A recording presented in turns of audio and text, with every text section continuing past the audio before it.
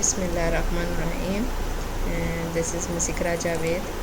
Today I am present in front of you the topic of Principle of Macroeconomics, Chapter number 12 Production and Growth. बेटे हमारा इसमें काफ़ी सारे हमने topic इसके डिस्कस कर चुके हुए हैं और ये आपका चैप्टर नंबर 12 है। ये आपका 2-3 पार्ट्स पे हमने डिवाइड किया है।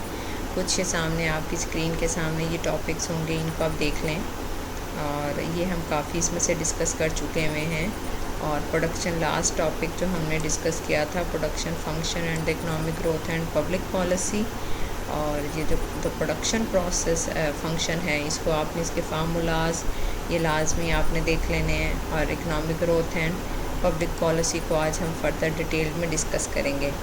अच्छा, economic growth and public policy जो गवर्नमेंट पॉलिसी हमारी जो प्रोडक्टिविटी को इंक्रीज़ करने के लिए या लिविंग स्टैंडर्ड को इंक्रीज़ करने के लिए जो भी स्टेप लेती है, उसके लिए जो हमारे पास स्टेप्स आते हैं वो हमने डिस्कस किए थे लास्ट लेक्चर में।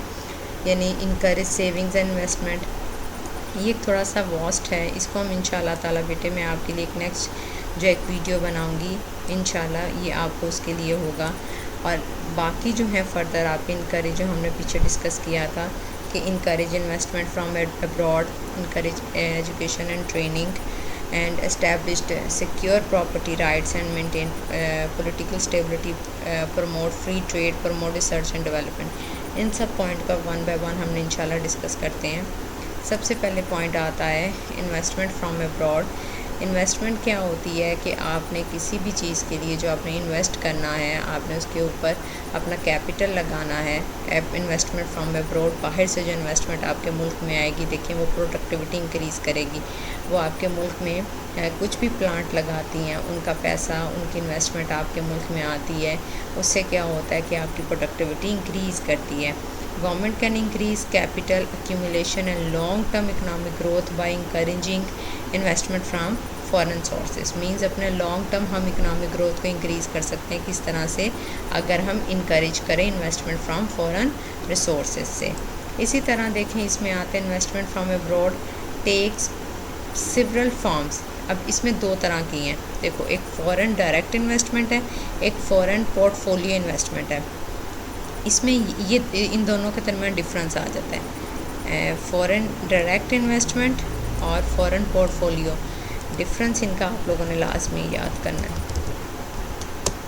डिफरेंस जो है वो आपका इम्पोर्टेंट है, ठीक है। उसके बाद आगे आ जाए कि आपका अब फ़ॉरेन डायरेक्ट इन्वेस्टमेंट, नाम से ही ज़ाहिर है फ़ॉरेन डायरेक्ट इन्वेस्टमेंट, जो डायरेक्ट आपकी इन्वेस्टमेंट होती है आपके मुल्क में। कैपिटल इन्वेस्टमेंट, कैपिटल मींस आपका पैसा लग रहा है। जैसे फॉर एग्जांपल मैंने आगे लिखा हुआ है factory that is owned and operated by a foreign entity. Means आपके बाहर के ही लोग आते हैं, वो यहाँ पे इन्वेस्ट करते हैं। उन्होंने आप जितना भी कैपिटल है, कोई भी फैक्ट्री लगाते हैं, कुछ भी इस तरह से उनका ब्रांड होता है।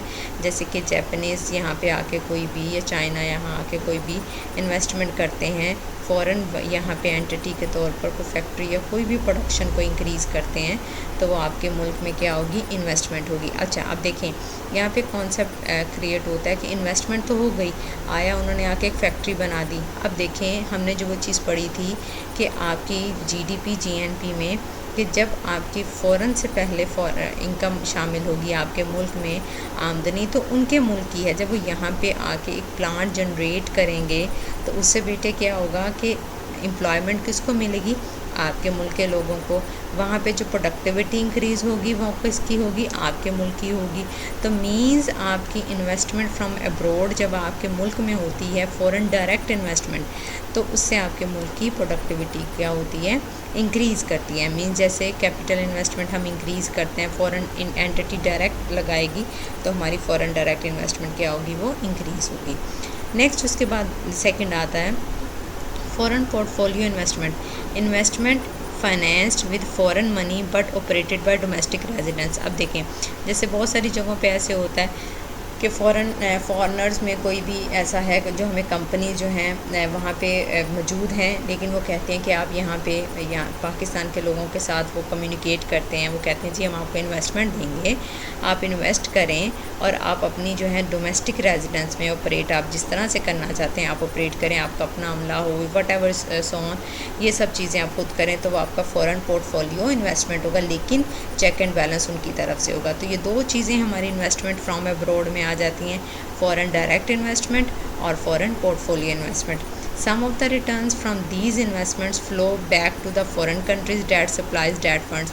अब देखें इनमें बहुत सारा, देखें फ़ॉरेन डायरेक्ट इन्वेस्टमेंट हुई, उन्हीं के लोगों ने आके जब यहाँ पे इन्वेस्ट करना शुरू किया, प्रॉफिट जो है प्रॉफिट चाहे वेजिस के तौर पर हमारे मुल्क के लोगों को मिला, लेकिन जो रिटर्न्स यहाँ पे रिटर्न्स का वर्ड आपको शो कर रहा है कि जो प्रॉफिट उनको मिलेगा, जो उनको पैसा मिलेगा, उस पैसे का इन्वेस्टमेंट फ्लो बैक जाएगा कहाँ, फॉरेन कंट्रीज़ की तरफ, डेट सप्लाईज डेट फंड, और अगेन क्या होगा, वो और ज़्यादा सप्लाई कर सकेंगे फंड्स को।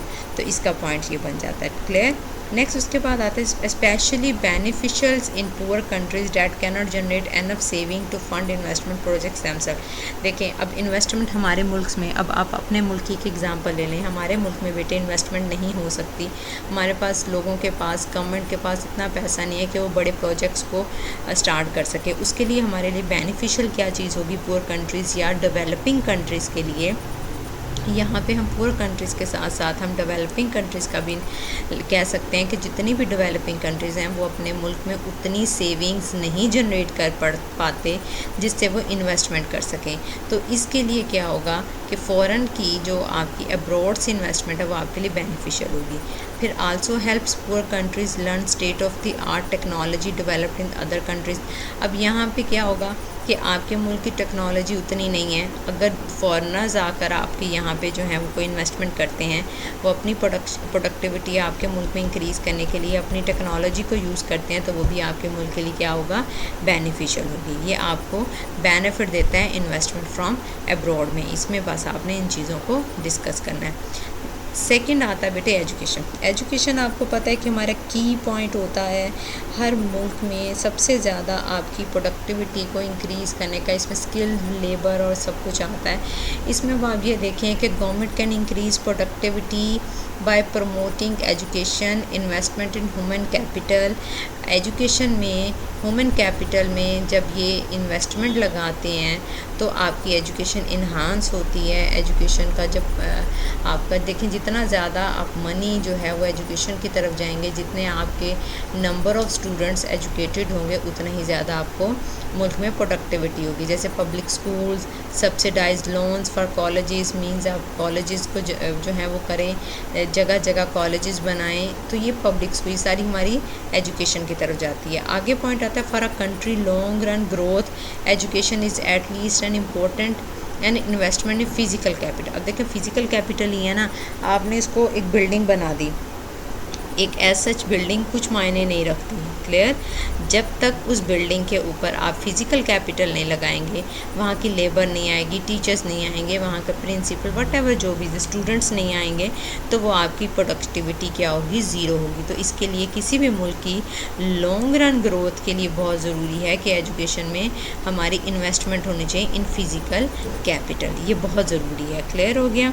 उसके बाद आगे आता है बेटे हमारे पास एजुकेशन मींस ये समझ लें कि हम इन्वेस्टमेंट जो एजुकेशन पे करनी है ह्यूमन कैपिटल की फॉर्म में करनी है, और हमारे पास जो प्रमोशन होगी एजुकेशन की, उससे हमारी मुल्क में क्या होगा, प्रोडक्टिविटी को इन्हांसमेंट होगी। ये बात क्लियर होगी।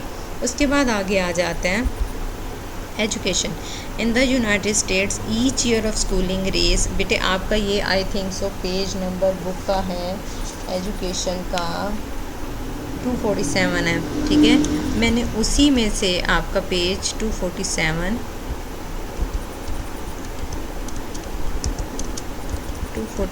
है, आप इसमें से देख लीजिएगा, ठीक है। 247 पेज पे एजुकेशन का जो ब्रीफली इसमें से जितना बेटे मैं निकाल सकती थी वो मैंने आपके लिए मटेरियल जो है वो निकाला है। आप इसको बस ब्रीफली इसको इतना से डिस्कस कर लीजिएगा कि United state each year of schooling raise person's wage on average by about 10%.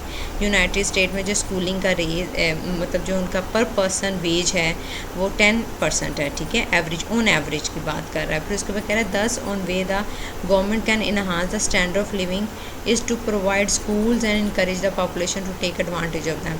अब यहाँ पे एक और चीज़ वो कह रहा है कि जो यूनाइटेड स्टेट में जो गवर्नमेंट है can enhance the standard of living को इंक्रीज़ कर सकती है अगर वो स्कूल